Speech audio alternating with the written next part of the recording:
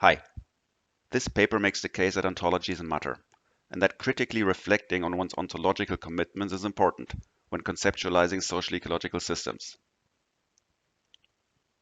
For example, what is it that we're looking at? We might say that we are looking at a forest, or people, runners, maybe trail runners. But no, surely we would say that we're looking at a forest. But then, what do we mean when we say this is a forest? Because next to the trail running, a lot is happening in this forest. For example, it is exploited for its wood. And there's not only wood exploitation. They also use it in the past to take out sand. This here, for example, is an old sandpit. Now, I'm not sure what people are using the sandpit for now, but I'm sure that whatever they're doing down there has some meaning. There is also a lake at its center, where people swim in summer. And parts of it are protected areas, which are home to a variety of species. There's an outdoor museum.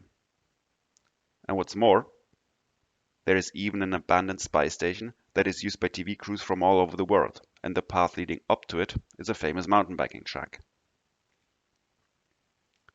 There is a cemetery close by. There are horse riding paths, as well as enclosures with sheep. And it is also famous for a big mountain, which consists of debris from the Second World War and which is now used for flying kites.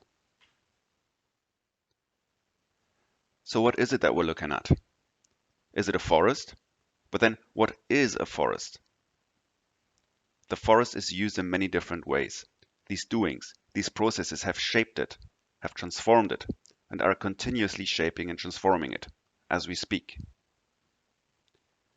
This begs the question, can we really understand what a forest is without taking account of this manifold of processes that have shaped it? We believe not.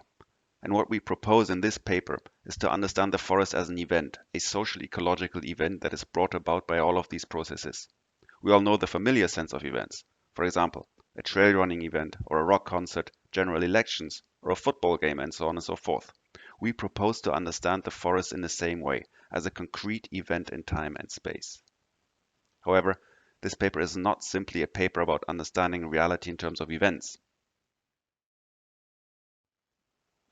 What we want to point out is that understanding reality in this way clashes with a dominant understanding of reality, according to which it is composed out of fundamental elements, such as entities or things that have substances. Substances have identities, which refer to a fixed and unchanging set of properties. The event, however, is opposed to a fixed and unchanging identity, because the processes that define the event also change it. It is in constant evolution. The event is its processes, if you will. Of course, one might say that these philosophical discussions are far away from the concerns of the researcher. Nobody consciously chooses a particular understanding of reality, that is, an ontology first, and then grounds one's research on it. While this is true, it does not mean that it is of no relevance.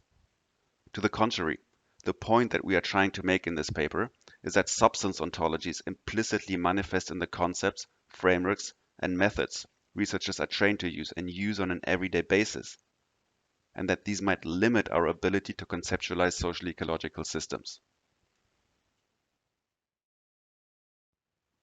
Social ecological systems are complex adaptive systems, where the social and the ecological are inextricably intertwined, and we argue that an understanding of reality in terms of events and processes allows us to better conceptualize these systems. For example, when it comes to making sense of continuous change, or when it comes to making sense of the intertwinedness of the social and the ecological. Furthermore, process ontologies provide a rich body of concepts that allow researchers to think with a world in continuous change, instead of trying to represent it, that is, instead of trying to capture it once and for all.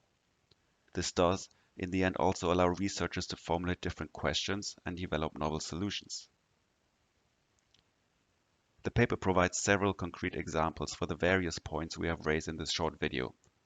Please have a look and do get in touch.